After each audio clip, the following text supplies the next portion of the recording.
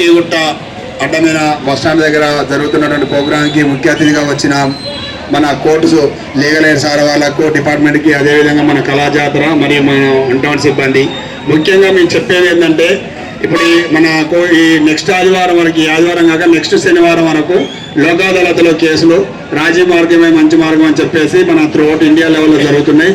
మీకు ఎక్కడైనా ఎవరికైనా మీ మీద ఏమైనా కేసులు ఉంటే పోలీస్ స్టేషన్లలో మీ ఊర్లలో మీ పోలీస్ స్టేషన్లో ముందుగా అక్కడ కూర్చొని మా పోలీస్ వాళ్ళ దగ్గర పోతే ఆ కేసులన్నీ కూడా కాంప్రమైజ్ అయ్యేటట్టుగా అంటే కాంపౌండబుల్ అయి ఉంటే వాటిని ఖచ్చితంగా పోలీస్ వాళ్ళు మరియు కోర్టు వాళ్ళు అందరం కలిసి వాటిని మీ మీద కేసులన్నీ కూడా తీసేయడం జరుగుతుంటుంది. కాబట్టి ఎవరన్నా అట్లా ఉంటే మా దగ్గరికి రండి, లేదా సార్ వాళ్ళ దగ్గరికి రండి. మీకు ఇంకా డౌట్ ఉంటే మీ పోలీస్ స్టేషన్, మీ మండల పోలీస్ స్టేషన్, సపోజ్ కోయిలకొండ లేదా కోయిలకొండ, అనువాడ అయితే అనువాడ, నవాపేట అయితే నవాపేట, లేదా ధనవాడ ఇట్లా నారాయణపేట, ఎక్కడైనా కానీ అట్లా ఎవరైనా సిబ్బంది ఉంటే అందరూ మీ వంటే వెళ్ళిపోయి మీ చుట్టాలకు కానీ చెప్పుకోండి. అది ఇప్పుడు ఈ సార్ వాళ్ళు పెట్టిన ఉద్దేశం అది. ఎందుకంటే కోట్లలో పోయి లక్షలు ఖర్చు పెట్టుకొని అడ్వకేట్ల ఫీజు ఇచ్చి మీరందరూ కూడా రోజు రెక్కాడదు కానీ డొక్కాడని ఫ్యామిలీలు అంటే కష్టపడి మీకు వచ్చే 500 ఇలాంటి ఇష్యూస్ కావద్దని మనకు గవర్నమెంట్ కూడా మీకు సాయం చేస్తారు కోర్టు వాళ్ళు. ఇకపోతే ఇక రెండో ప్రోగ్రాం ముఖ్యంగా మీ అందరికీ ఇప్పుడు సార్ చెప్పడం జరిగింది. ముఖ్యంగా మన తెలంగాణ గవర్నమెంట్ కూడా 60,000 రోడ్డు భద్రత వారోత్సవాలు అని చెప్పేసి ఒక ప్రోగ్రాం కండక్ట్ చేస్తున్నాం. దీని యొక్క ఓకే, అది కూడా సార్ కొంచెం అయితే ఇదేనాక చెప్తాం. కాబట్టి మీరందరూ కూడా రోజు ఇంటికా నుంచి ఎంతో దూరం 20 కిలోమీటర్లు 30 కిలోమీటర్ల నుంచి రోజు ఉదయం ఎర్లీ మార్నింగ్ సాయంత్రం పోయేటప్పుడు బండ్ల మీద పోతుంటారు. కాబట్టి మీరు ఒక 500 పెడితే ఒక హెల్మెట్ వస్తుంది, ఒక్కరోజు కూలి. అది కావాలనుకుంటే లైఫ్ లాంగ్ కూడా మీరు హెల్మెట్ పెట్టుకొని పోవాలి. ఎందుకంటే మీకు తలకు రువాల చుట్టుకొని పనిచేయడం ఎంత ముఖ్యమో బండి మీద పోయేటప్పుడు కూడా హెల్మెట్ పెట్టుకోవడం అంతకన్నా ముఖ్యం బాబు.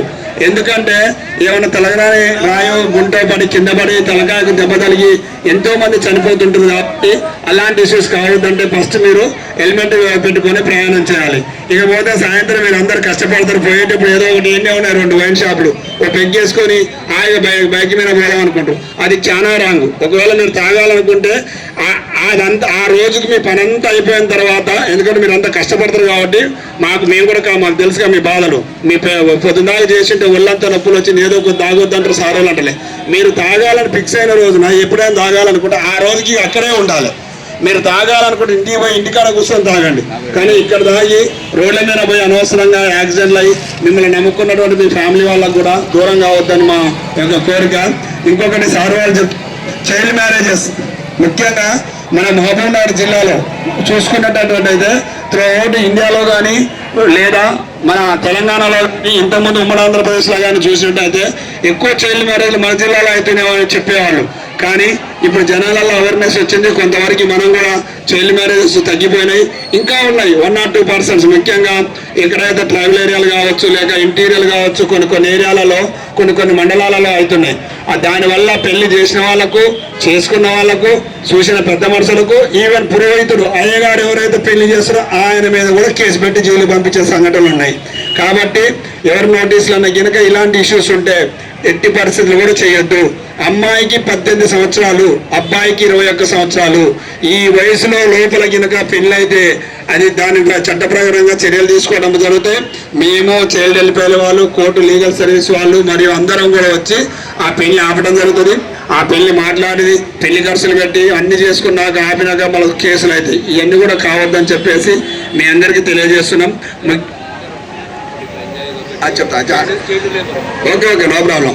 ఒకటి అయితే ఇంకోటి వచ్చేసి దాంతోపాటుగా ఇంకా ఒక విషయం ఏంటంటే మీరందరూ కూడా కష్టపడతారు, మీ పిల్లలు కూడా కష్టపడాలి మాకేముందంటారు. కానీ మీ పిల్లలకు అందరికీ కూడా గవర్నమెంట్ 18 సంవత్సరాల లోపు ఉన్న వాళ్ళకి హాస్టల్స్లల్లో మంచిగా చదివేయడానికి గవర్నమెంట్ ఖర్చు పెడుతుంది. కాబట్టి మీరు అందరు ఫీజులు లక్షలు ప్రైవేట్ స్కూళ్ళలో చదివేయాలనేది ఏం లేదు. నేను కూడా గవర్నమెంట్ స్కూల్లో 1వ తరగతి నుంచి నేను పీజీ వరకు ఉస్మానియా ఆర్ట్స్ కాలేజ్ అని ఉంటుంది, అక్కడ వరకు నేను అన్ని గవర్నమెంట్ సీట్లు చదివాను. 1 రూపాయి కూడా పెట్టలేదు. నేను కూడా మీ లెక్క వ్యవసాయ పనులు చేసుకున్నా, కూలి పని చేసిన. నేను కూడా ఇప్పుడు ఏదో సీఏ అని చెప్పట్లేదు, ఎందుకంటే నేనే దానికి ఎగ్జాంపుల్. మా ఫ్యామిలీ కూడా వ్యవసాయం నుంచి వచ్చిన, నేను కూడా మీ లెక్క పనిచేసిన. కాబట్టి నేను ఎందుకు చెప్తున్నానంటే ఏదో ప్రైవేట్ స్కూళ్ళలో పంపించి ప్రైవేట్ స్కూళ్ళలో డబ్బులు పెట్టి ప్రైవేట్ స్కూల్లో చదివిస్తేనే ఉద్యోగాలు వస్తాయి అనుకోవటం మీ భ్రమ. గవర్నమెంట్ స్కూళ్ళలో కూడా చదువుకున్న వాళ్ళు చక్కగా అవుతారు. ఫర్ ఎగ్జాంపుల్ చెప్పాలంటే మీకు ఇంకా కళ్ళ ముందు మన సీఎం గారు కూడా చెప్తున్నారు, నేను కూడా గవర్నమెంట్ స్కూల్లో చదువుకున్నా, నేను గవర్నమెంట్ స్కూల్ బిడ్డనే, ఇవాళ సీఎం అయినా అని చెప్తున్నాడు సార్ కూడా. అందుకే మన పిల్లలను కూడా మీరు గవర్నమెంట్ స్కూళ్ళలో బాగా చదివిచ్చేసే రేపు పొద్దున్న ఉన్నతమైన శిఖరాలు అధిరోహిస్తారు. కాబట్టి మీరు అందరూ కూడా మీ పిల్లల్ని అట్లీస్ట్ ఇంటర్మీడియట్ డిగ్రీ వరకు ప్రభుత్వం దగ్గర నుండి చదివిస్తుంది కాబట్టి ఖచ్చితంగా అందరూ చదివేయాలి. అట్లా చదివేయటం వల్ల 2 ప్రాబ్లమ్స్ సాల్వ్ అవుతాయి. ఒకటి చైల్డ్ లేబర్ అనేది ఉండదు, 18 సంవత్సరాల లోపు అనేది వాళ్ళకి డిగ్రీ చేసరికి 20 దాటితాయి, 100% వాళ్ళు చైల్డ్ లేబర్ కిందికి రావాలి. వాడు డిగ్రీ చేసినాక ఏదో ఒక ఉపాధి చూసుకుంటాడు, వాడు ఆయన కాళ్ళ మీద వాడిని బట్టి మిమ్మల్ని కూడా బతికిస్తాడు.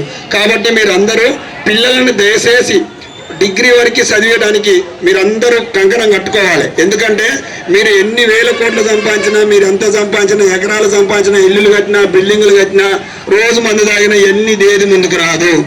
ఒక్క పిల్లగాడు కనుక డిగ్రీ చేసుకుంటే ఆ పిల్లగాడు రేపు వాడి కాళ్ళ మీద వాడు నిలబడితే నిన్ను చేస్తాడు, నీ ఫ్యామిలీని చేస్తాడు, మీ ఫ్యామిలీలు అందరూ కూడా ముందుండి నడిపిస్తాడు.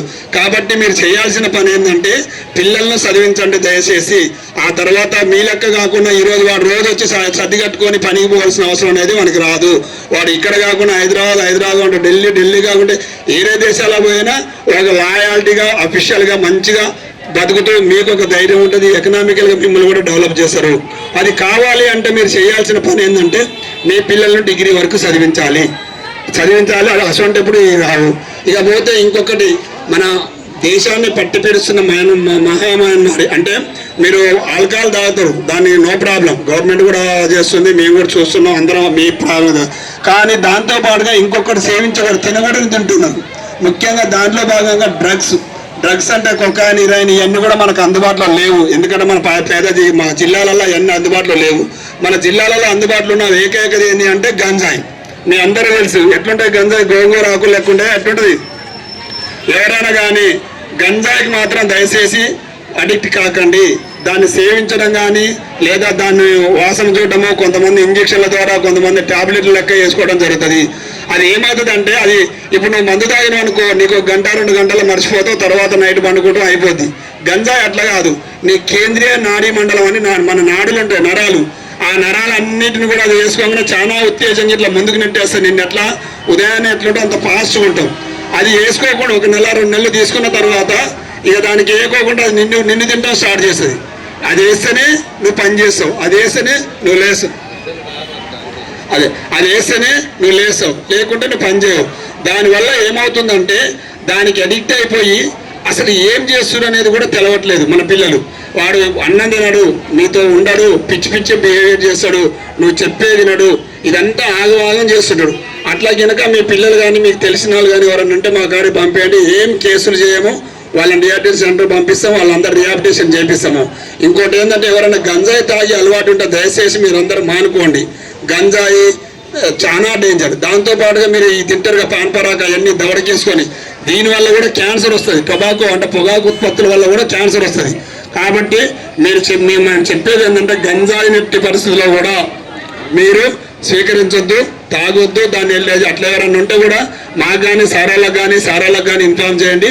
మీకు ఎలాంటి ఇబ్బంది లేకుండా మేము అలా పట్టుకోవడం జరుగుతుంది. మీ ఎవరైనా ఒకవేళ అలవాటు ఉంటే ఈ రోజు నుంచి అయినా మీరందరూ మానుకోవాలని మేము కోరుకుంటున్నాం. ఓకేనా? రైట్. ఒకసారి ఒక చిన్న ప్రమాణం చేద్దాం అందరము. అందరూ చేతులు ఇలా లేపండి.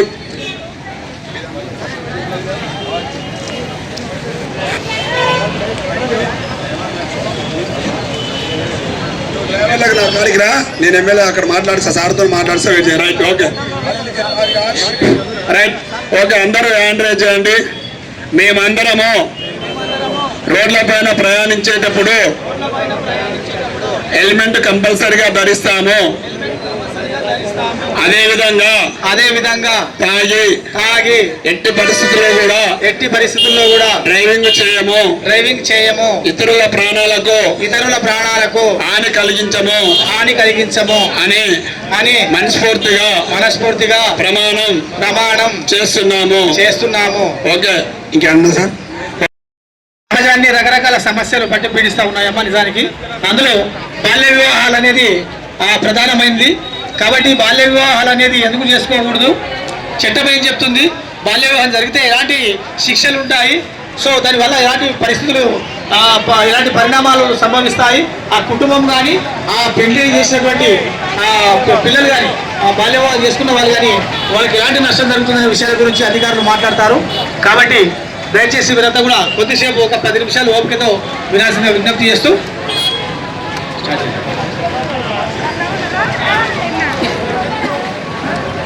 నేలమ్మ నేలమ్మ నేలమ్మ నీకు వేల వేల వందనాలమ్మా.